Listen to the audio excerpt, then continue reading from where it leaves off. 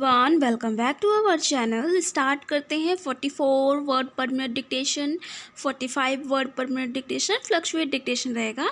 Okay, 1 और 2 word per minute थोड़ा fluctuate रहना भी ज़रूरी है, क्योंकि जो स्टूडेंट्स टाइपिंग कर रहे हैं स्पेशली उनके लिए वेरी इंपॉर्टेंट सेशन है, क्योंकि 50 एटलीस्ट 50 वर्ड पर मिनट आज के टाइम पे इतना कॉम्पिटिशन हो गया है, इसलिए 50 word per minute, 45 word per minute typing तो होना ही चाहिए। Okay, and short hand students जो शुरुआती बच्चे हैं शुरू में शॉर्ट हैंड के स्ट्रोक्स बना लेते हैं और स्टार्ट कर रहे हैं, तो वो भी इस डिक्टेशन को ज़रूर लिखें ताकि अपनी स्पीड को भी इन्हेंस लाएं। ठीक है, स्टार्ट करते हैं without any delay, without any talking. Okay, start.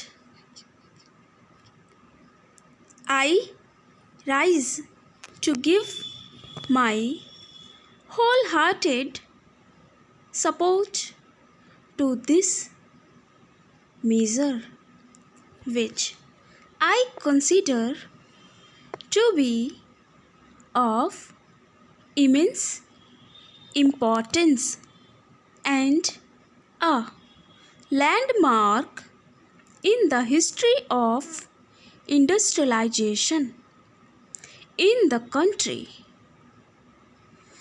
This bill aims at setting up a permanent machinery for according protection to those industries of our country which stand in need of it. This country, which is so very rich in all its resources, was at one time of its history at the pinnacle of glory, not in the production of raw materials,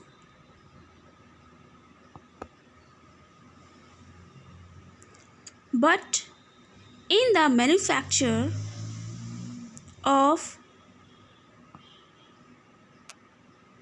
finished goods,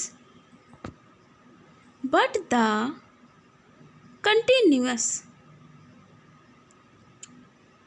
foreign rule for centuries ruined all its industries, with the result that the country has been brought down from that height of industrial glory. For centuries, our production, though it was more or less of the cottage industry type, commanded markets throughout the world. We know what steps were taken by our foreign rulers to discourage our home industries and to raise the protective tariff walls in their own country to make it industrially sound. We know how our weavers were tyrannized. It is a matter of history and needs no repetition here. Therefore, this country, which has been under the heel of the foreigners for centuries has now to begin its life afresh and to resonate and renovate its ruined industries. I therefore regard this measure, which is the first constructive attempt on the part of the government to bring industry on a sound footing, as a great landmark in the history of industrialization. For years, this country and the government, which was at the helm of its affairs, believed in unrestricted foreign trade. It was only during World War I that the then government thought for the first time that some steps must be taken in this country towards industrialization. An industrial commission was appointed in 1916. It apparently had nothing to do with the tariff policy, but for the first time it concentrated attention on the sphere and domain of the development of industries in the country. Times were changing. There was a feeling of political consciousness amongst the masses. With the August Declaration of 1917, there was a cry for the grant of fiscal autonomy, and for the first time we saw fiscal autonomy in the convention. In 1923, the first fiscal commission was appointed, and subsequently the government appointed ad hoc tariff boards. We must keep in mind that it was still the foreign government that was at the helm of affairs, and the terms of reference of these ad hoc tariff boards were very limited in their character. For example, before any industry could be considered to be entitled for the grant of protection, it was essential that there should be abundant natural resources. For that industry available in the country itself, there should be a local market for its produce. There should be real potentialities for its development, and its development at a rapid pace.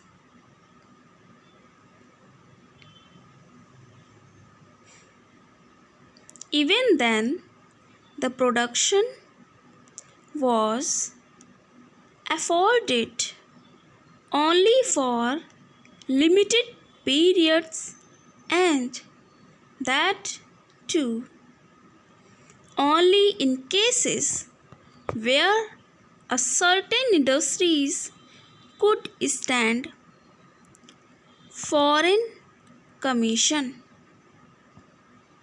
These were the limitation.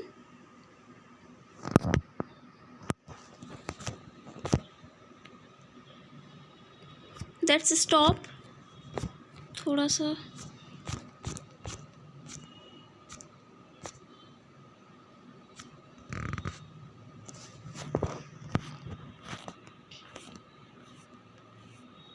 Yes, अब dictation का जो dictation बोली थी उसका ना करके दूसरे session का मैं चैप्टर का ग्रामर रूल बताती हूँ. ठीक है, ग्रामेटिकल स्ट्रक्चर जो एग्ज़ाम पॉइंट ऑफ व्यू से वेरी वेरी इंपॉर्टेंट है, तो आप ज़रूर देखें, क्योंकि ये रूल्स अगर आप डिक्टेशन लिख रहे हैं और डिक्टेशन को पढ़ रहे हैं, टाइपिंग कर रहे हैं, ठीक है, तो ज़्यादा से ज़्यादा रिपीटिशन हो रहा है आपको वर्ड्स का.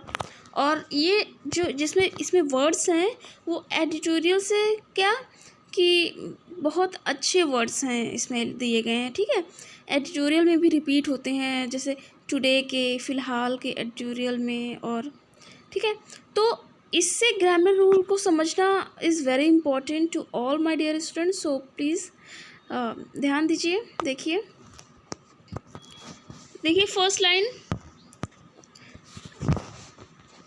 This bill has been brought forward for the purpose of amending the 1954 Act, which originally applied to Part A state high courts. अब देखिए, this bill is a main subject of this sentence and main subject singular है, तो इसके according singular verb has. Okay, has been brought है और brought तो has been के बाद वर्ब की थर्ड फॉर्म है, तो ये सेंटेंस किस में जा रहा है, पैसिव वॉइस में. ठीक, हैज़ बीन के साथ वर्ब की थर्ड फॉर्म, तो पैसिव वॉइस में सेंटेंस आएगा. Brought forward for the purpose. अब प्रपोजिशन फॉर, प्रपोजिशन के बाद हमेशा ऑब्जेक्टिव केस आता है, ये ध्यान रखिएगा. ओके, सब्जेक्टिव केस कभी नहीं होता है. प्रपोजिशन के बाद हमेशा ऑब्जेक्टिव केस आता है. फॉर द पर्पस ऑफ, अब फिर ऑफ प्रपोजिशन, फिर उसके बाद gerund amending. Gerund is a amending. ठीक, V1 प्लस ING को जेरेंड फॉर्म कहते हैं. द 1954 एक्ट विच, अब यहाँ पर जो विच लगा हुआ है WHICH क्वेश्चन टैग विच, तो इसमें विच रिलेटिव नाउन है, क्योंकि 1954 एक्ट जो है वो नाउन का काम कर रहा है यहाँ पर, क्योंकि इसके पहले आर्टिकल द का यूज़ हुआ है. ठीक है, ध्यान रखना है. इस तरह noun, pronoun, adverb and adverbial phrase, verb phrase, noun phrase, prepositional phrase, ये सभी इस लेटेस्ट एग्ज़ाम पैटर्न में आ रहे हैं, तो वेरी वेरी इंपॉर्टेंट है, तो इसको ध्यान में रखिए. देखिए, विच जो कि रिलेटिव प्रोनाउन द 1954 एक्ट को जोड़ रहा है. ठीक, रिलेटिव नाउन है. ओरिजिनली क्या है बताइए. देखिए, अगर कहा गया कि ओरिजिनली इस सेंटेंस में कौन सा फ्रेज है, किसको क्वालिफाई कर रहा है, तो ओरिजिनली अप्लाइड को क्वालिफाई कर रहा है. और अप्लाइड क्या है, वर्ब, ठीक, वर्ब है ना इस सेंटेंस में। तो ओरिजिनली क्या हो जाएगा, ओरिजिनली वर्बियल फ्रेज हो जाएगा, वर्ब फ्रेज, ठीक।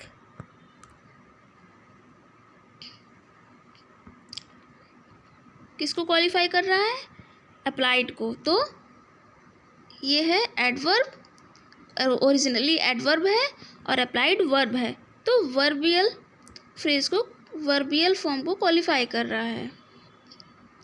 To part A state high courts, but after the recognisation has been so adapted. अब the organisation is a main subject, organisation is act as a noun, क्योंकि TION जिस भी word में लगा होगा, सब्जेक्ट सेंटेंस के word में जिस भी वर्ड में TION लगा होगा वो हमेशा नाउन की तरह काम करेगा, ठीक है। रीऑर्गेनाइजेशन, अब रीऑर्गेनाइजेशन नाउन है, कैसे पता किया, TION लगा हुआ है और इसके पहले द आर्टिकल का यूज़ हुआ है, तो इसलिए reorganisation is a noun and also is a main subject. Main subject singular form में है, इसलिए इसके अकॉर्डिंग सिंगुलर वर्ब लगेगी, और ये सेंटेंस पैसिव वाइज में जा रहा है, हैज़ बीन, उसके बाद वर्ब की थर्ड फॉर्म। अब सो यहाँ पर क्या है, एडवर्ब है, ठीक है, सो एडवर्ब है, एडवर्ब के बाद verb, adapted as to make it applicable to all the high courts in the present states. Formally, so far as the then British India was concerned. British India was concerned is a passive voice में sentence जा रहा है. We had the order of 1937 and here spellings देखिए, remuneration RE highlight है black में, देखिए REMUNERATION, इस spelling को लिख लीजिए, रिमनरेशन, ओके।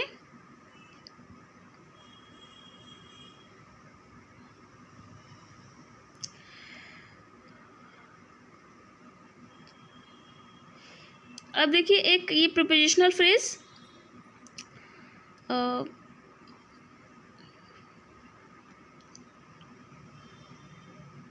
ऊपर से काउंट करेंगे तो 10th लाइन में, adapted from time to time. अब ये प्रपोजिशनल फ्रेज है, ये फिक्स है, फिक्स प्रपोजिशनल फ्रेज है, फ्रॉम टाइम टू टाइम होता है, ठीक। फ्रॉम टाइम ऑन टाइम नहीं होगा, फ्रॉम टाइम ऑन टाइम हो गया तो गलत हो जाएगा, फ्रॉम टाइम टू टाइम, इसको भी ध्यान रखिएगा।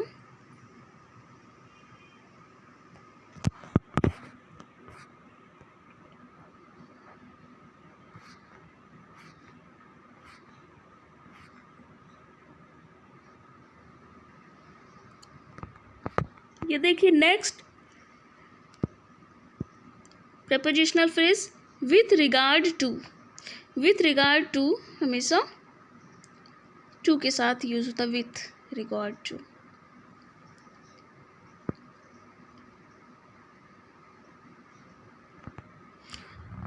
Okay. So this is a grammatical structure of grammar rule and dictation.